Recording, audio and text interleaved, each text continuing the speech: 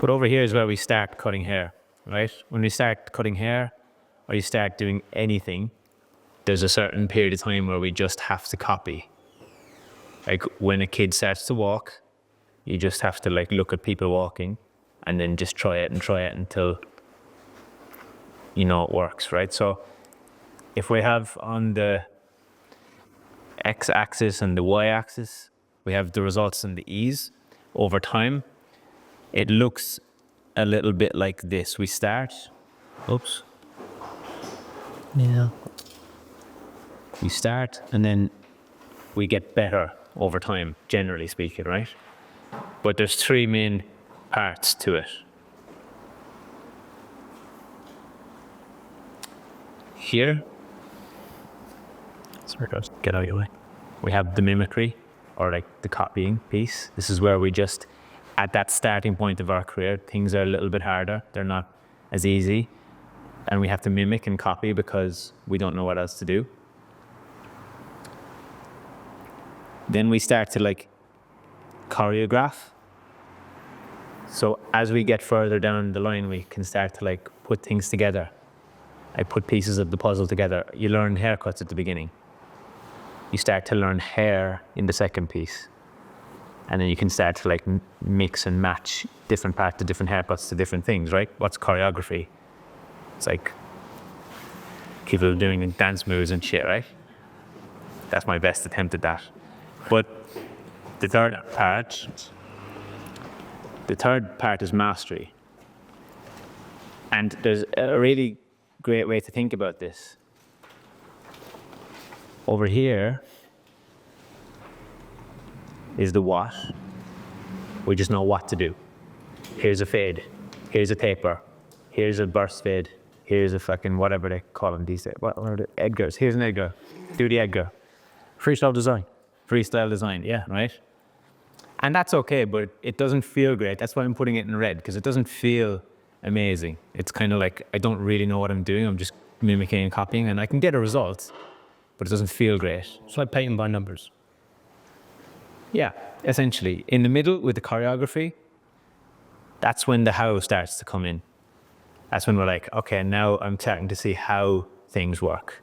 So now I can put things together, like pieces of a puzzle.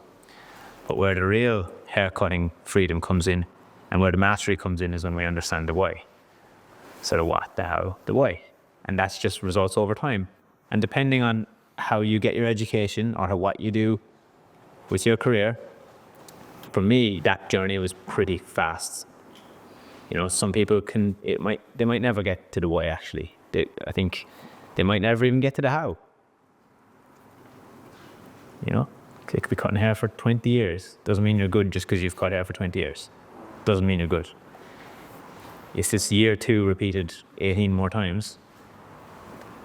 You're still not going to get to that level of mastery, right? So the goal is to speed that up as fast as you possibly can. For me, that was a 1 to 3 year journey. First year one was mimicry. Year 2 to 3 was choreography, and year 3 plus was mastery. It's like, after that, I was like, okay, now I really get it, and the start and the kick. And there's still things clicking into place for me now, even when we do these courses. Mm. And so they're the three. I don't even know, there's probably a better name for that, because that's kind of cool, you know, as a thought process. And we're practicing a lot now of drawing things out and putting models in place. If you're here tonight, you'll see a bit of that at play. But yeah, I know it makes sense. And this is so powerful as well. Like, my journey was spread out longer than this. So that's why it's so cool to have us both in this scenario. Like, if you want to be inspired by a journey which challenges every status quo, does it faster than most people, that basically breaks every kind of rule there is in hair, that's this guy. I did it the more traditional way. For me, it took me about 10 years to get to here. So for me, I kind of sat in mimicry for about 5 years. I sat in the choreography for about that was about 10 years. And then the last 10 has really been here. I'll be 20 years next year cutting hair. So, well, the last 9 years is here. And really, truly, I was a hairdresser originally, so that might be why it took a bit longer. But really, I remember at the 10-year mark, I was like, all right, I feel like I got it now. There was no haircut that sat in the chair that I was struggling with anymore. And then from that point onwards, where I am now is, if you ever end up coming to a course that we do called Creative Mastery, is where we live in this. That's why we only offer it to people that have done the 3-day course, because you need to know what you're mimicking. You need to understand a bit of the choreography. And then we sit in mastery, where we just really think big picture why, and we create shit that we've never even seen before. And it's amazing to look at this as well. If you think about the industry like this works for people and it also works for an industry. So if you look at the industry right now, where are most people, just painting with broad strokes, where are most people sitting? Hell. How many years in are they? Like 3 to 5 to 7, maybe? Like, how long you guys been cutting now? 5, 7 years? 4.5. Yeah, you guys? 4. Yeah, around that sort of Well, about 15. Is it? Yeah, cool. So, and you've been cutting, what, 20? Yeah, 20, 15. So, and you guys? I'd say. He's been cutting hair as long as you're alive. Yeah. So like this seat is that. But you can see on average, if we averaged it out, the room's around the 5-6 year mark, right? So when you look at an industry, what we've got right now is a lot of it is like here. Like that's where a lot of the industry is. They're just coming out of mimicry. That's what we've seen over the last kind of 5 years. We've seen everyone just copying everyone else. And it's not bad. This is why I don't see it as a bad thing. We just have to be honest about what it is. Because that's the learning cycle. It's the learning cycle of people, and it's the learning cycle of an industry. We have more people in the mimicking and going into choreography than we do in mastering. So that makes it exciting for me, because in another 5 years, there's going to be a massive group of people pushing into choreography and mastery, and it's coming. And that's what I say to people all the time in 3-day course, like, it's not over now. Like, I know there's this big thing about, learn precision haircutting, and people are acting like it's all you're ever going to need to know. It's like, no. Precision haircutting is in mimicking. It's the beginning part. And Eoin put out a post the other day, which is quite controversial. I haven't put it to the public yet, but yeah, I was like, after the 3-day course. So. Yeah, we'll do it after. But like, precision haircutting is for beginners. It is. Why is that? It's kind of true and kind of not true. Why is it? Because it's a system. You have to learn a system before you move on. You have to. So it's not over. That's why the greats, they're in this other realm. The Josh Lamonicas of the world and people like that. They're not cutting like other people. Why? Because they're in a level of mastery. So that excites the shit out of me, because it helps me to realize there's somewhere to go. And that's what we call it, engineering future into your career, engineering future into your team's career, showing them that there is a way to go. Because to me, the narrative right now is, what I see online is if everybody just does precision haircuts, like the narrative is that's all you ever need to do. It's like, no, you don't. Because that's like, it's over then. We're saying that it's done. What's everybody going to do then? We just stop. But and this is where perspective comes in. The longer you have your career, you follow the music. Trevor Sorby, rest in peace, he just died. He invented half of the fucking haircuts that we see today. All this graduation, the wedge, all these things. The Edgar is an iteration of a haircut Trevor Sorby invented in the 60s. It just is. But most barbers will never know that. But it's important to understand where this all came from. And so when we follow it back, we realize, geometric precision haircutting was invented by Sassoon in the 50s, and we could trace it all the way back to now. It's never over. It will keep iterating and iterating if we want to get to a level of mastery. Because again, just using the psychology and the science behind it, if we only mimic a precision system, we will stay in that first column forever. And it just gets boring. You do it for long enough. It's classic, right? You do anything for long enough and you get bored. I think it was like what Gordon said though, like, you got the creative stuff and you're really loving that part of it and doing it, but you don't know the basics.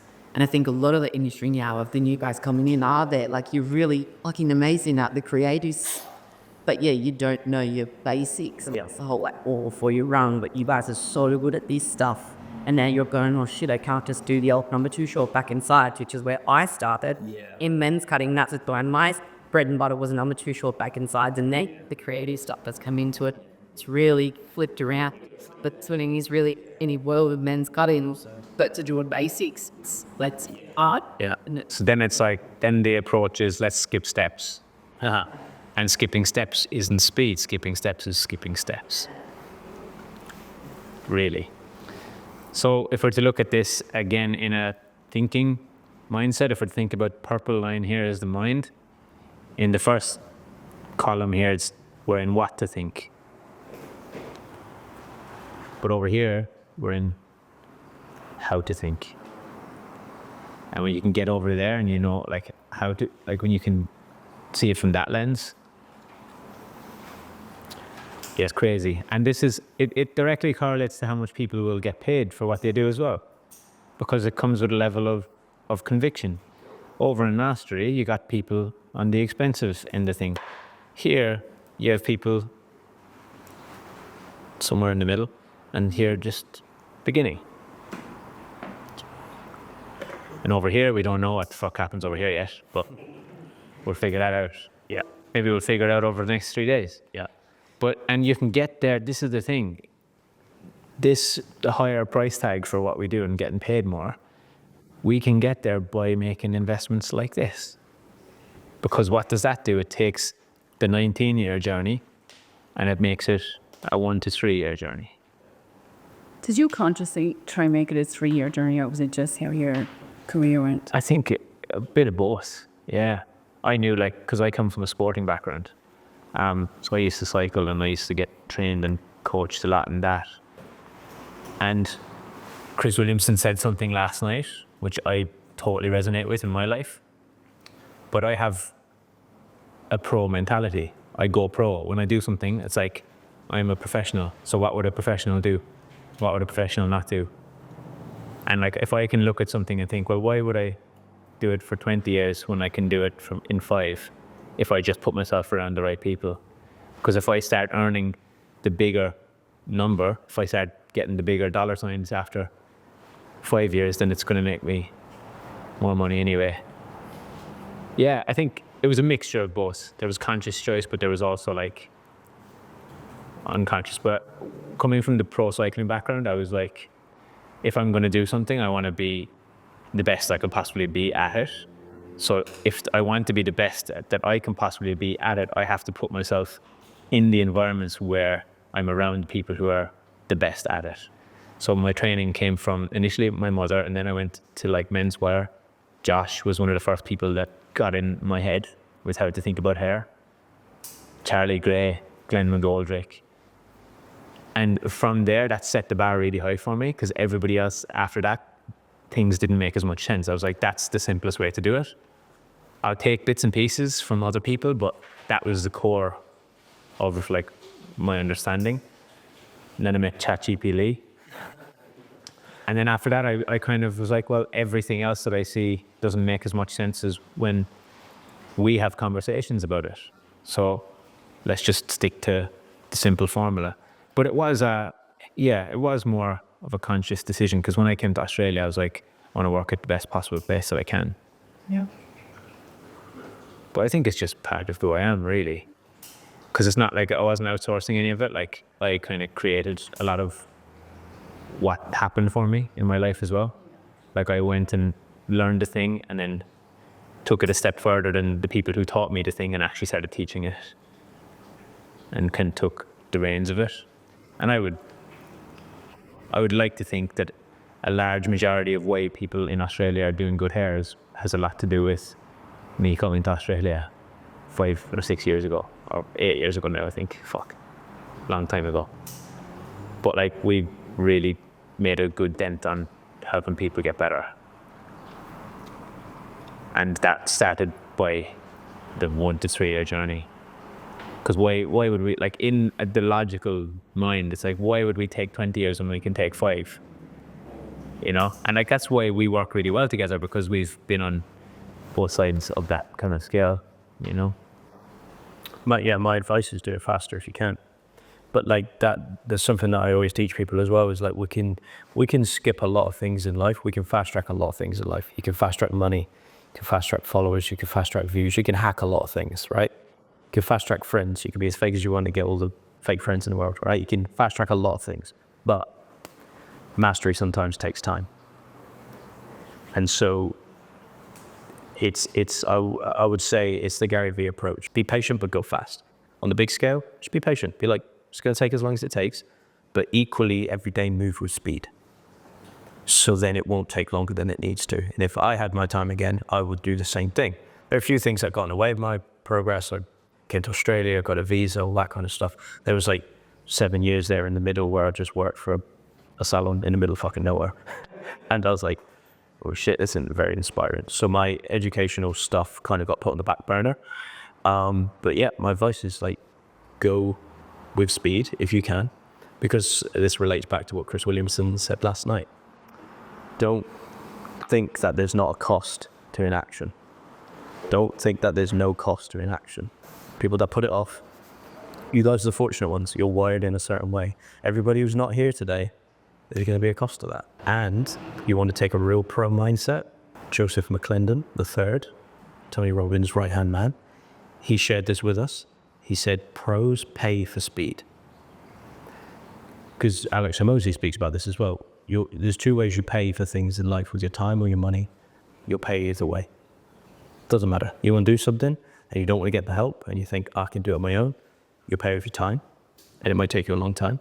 Or if you do want to get the help, you pay with your money. Either way you pay, and it's up to you. But pros pay for speed. They're like, right, there's a room that I'm not in, and I will need to get in it. What's the fee? I get in the room. And they move. But they're patient, but their actions move for speed.